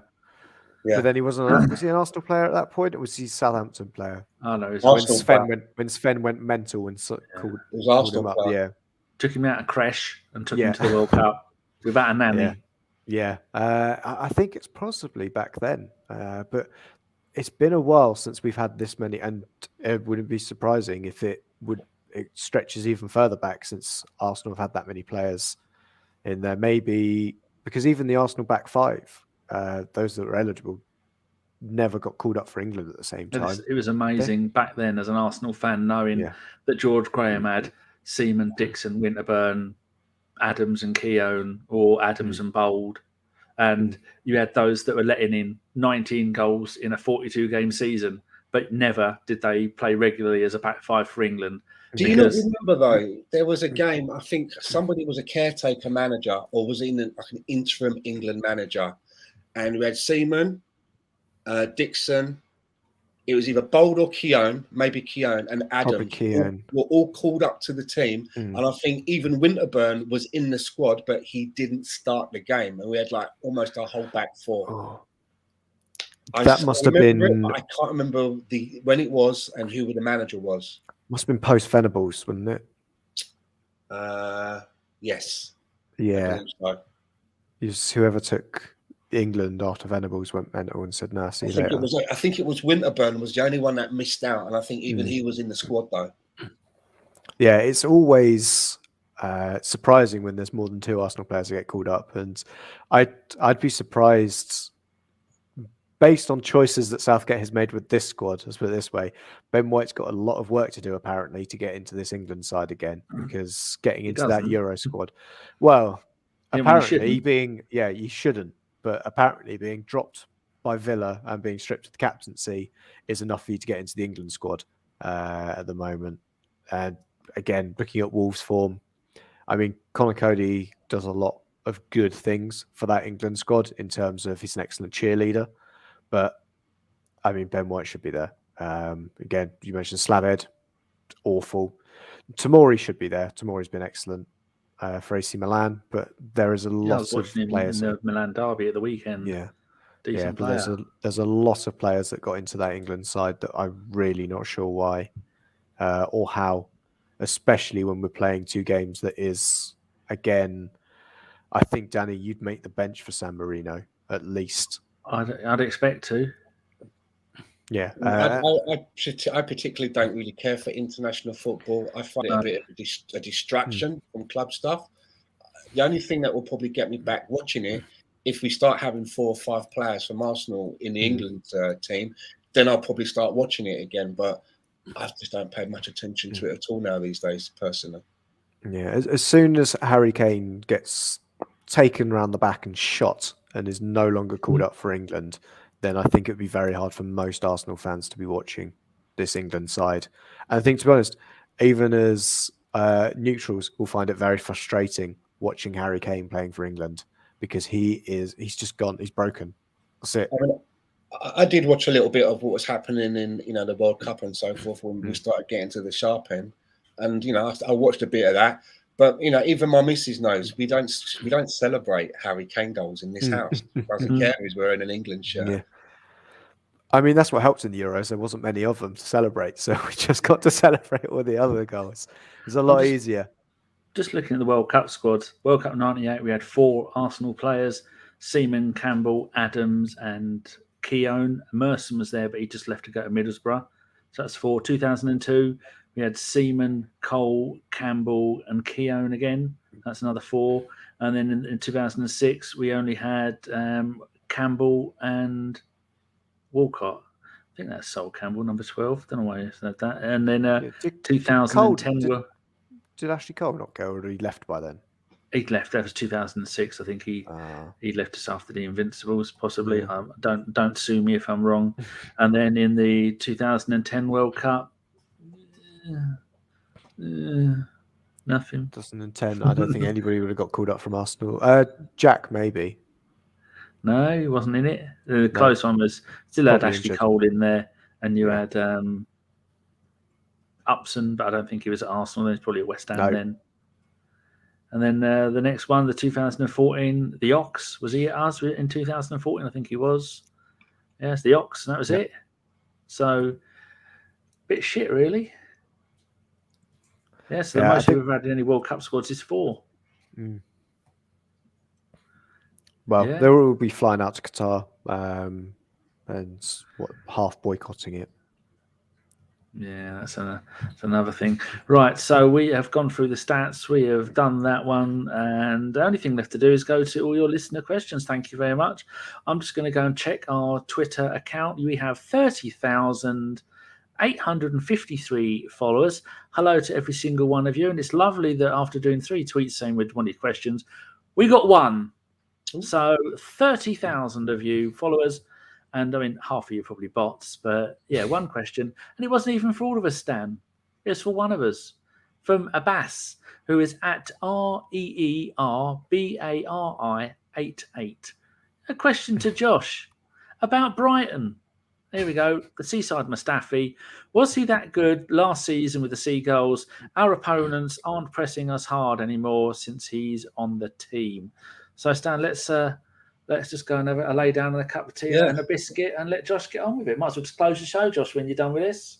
Yeah, I totally could. But I could just say yes. Yeah, he's pretty good. I would say with a pinch of salt that he was the player of the season for Brighton last year, voted by the fans. But let's just put it this way: that a lot of Leeds fans found that clip or found that particular poll and voted very heavily in Ben White's favour over Lewis Dunk. Say overall, he wasn't necessarily the best centre back or the best defender at Brighton last season. But I would say what we're seeing from him now is the kind of performances that you would see from him on a fairly weekly basis.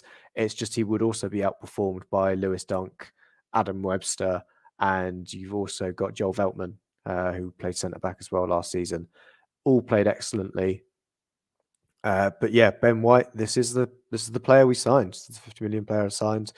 And there were a lot of people that were just very disrespectful to him, should we say. But yeah, Danny, that's it. I'm done. Done on it. The answer was yes.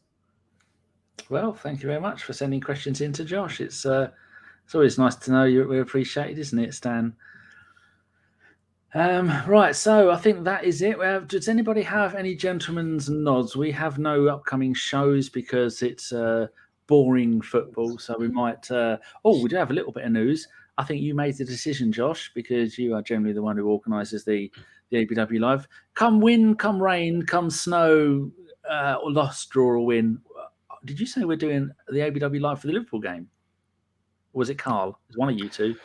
I will take the credit for it, but I would say it was most likely Carl, because when do we play Liverpool? I don't think I'm around. Can't be me. We play at 5:30 on the Saturday. Saturday afternoon. Saturday, 20th. 20th. I am. Yes. So I could You had do you out there and you live. brought yourself back in. We've dragged you back in. I know, right? I've got so many plans, but yes. I have none. Thanks. I've got Christmas Day. That's it. No, I thought I was doing a steak tasting menu, but that's this Saturday, not next Saturday. Steak. I'll tell you about it in the post show chats. Yes. So is that we'll definitely do it part as well. I don't know if we're going to get any viewers anymore. We're down to less than 500 views on YouTube now. Remember the days where we get 6,000 or 7,000. Oh. Do we get any podcasters as well with that? Because Carl may want us to actually do an ABW live, but the big problem is we need ABW as well. I'll be there. Oh, okay. Oh, we can guarantee Chris isn't here and John will be at work. Jeff won't reply to any messages and Ellis is giving birth. So, and who else is there? Femi is Stokes. Well, Stokes will say he'll do it, and then 10 minutes later, go, no, I can't. You go, actually, sorry, I forgot. I've got a child, and I need to care for them. Nick will either be working or streaming. Poor old Richard Cactus, if you're watching, hello. Poor old man fell over while playing football and smashed his arm up in many places. So his juggling days, much like mine, are long behind him. Anyway, Femi's got a new job, so he's a busy man. And Jock doesn't do stuff, does he? He just stays in there going on about puddings and sandwiches, and that's it. So other than that, I don't think we've got anything else to promote, have we? Anybody you want to say hello to? Or give a I'll say hello to my mum. She always watches these podcast things that I send her over in Cyprus. So, hi, Mum. Hope everything's all right with you over there in Cyprus, and enjoy the rest of your day.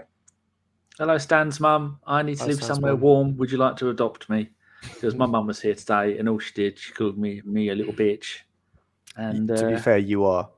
It was cold, and I didn't want to have to get out of bed.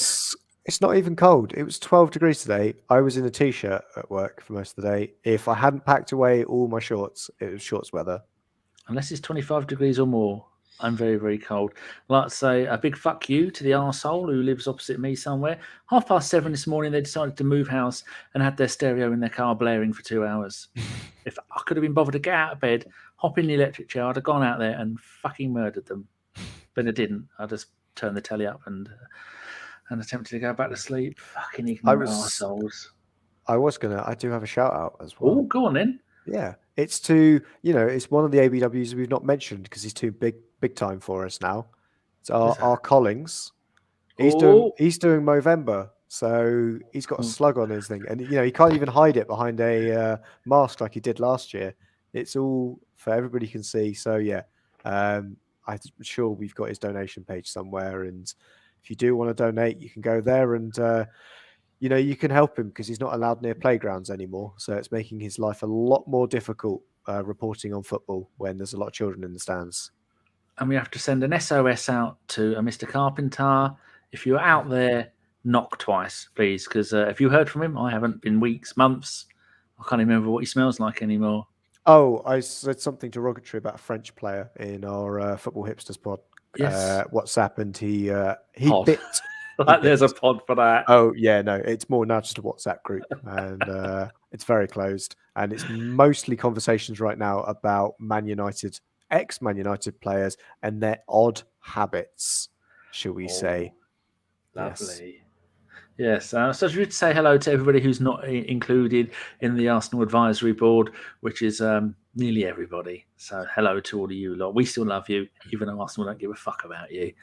There's a very nice book coming out. It is talking about inclusivity. There is Dave Seeger has got a lovely book. It's I think it's called Arsenal for Everyone. The title did change, and it is available at go and all check good my bookshops. Yeah. It's go and check Dave Seeger. I think it's at Gooner Dave, and go and have a look at. I think it's my pinned tweet. Why am I saying this, Josh? Why don't I just go and have a look at my own pinned tweet rather than being and I can continue to say the reason why Danny is. I can narrate over this. The reason why Danny is promoting this book is because he has the biggest chapter devoted to himself in said book. It's more because I wouldn't shut up. Yeah.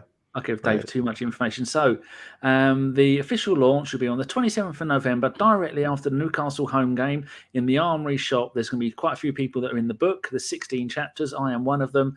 I think Dave got to 15 and went, if I could make one more, scraping the barrel, when I know some fat gobby shit who might have a semi-interesting story. So it's about me, my life, Arsenal, going to the football, a little bit about podcasting, and it's Arsenal for Everybody, Embracing Diversity and Equality by Dave Seeger, introduction by Alex Brooker. So yeah, go and have a look for it. # Arsenal for Everyone. And it's really nice. Some of the stories about how the amount of stuff Arsenal do for people with hearing and visual disabilities, and the amount and the sensory room that they have. You think maybe we don't support a club full of arseholes anyway. Some of the stuff they do is genuinely touching. Like they have all the commentary and all the other things that they do and all the facilities they put on. And apparently we have our own room, which I'm not allowed in, because I'll just be licking and biting things, and that's not on. Anyway, so yeah, I think I was invited. I think it was a rough invitation by Dave, but I won't be going because it's cold and there's no one to take me down there. I've only got one person insured to drive my van, and she has to be in bed by 6 p.m. every day, otherwise she has a wobble and falls over. So yeah, that's thank you to Dave for including me in the book. So go and look for it. It's very, very good.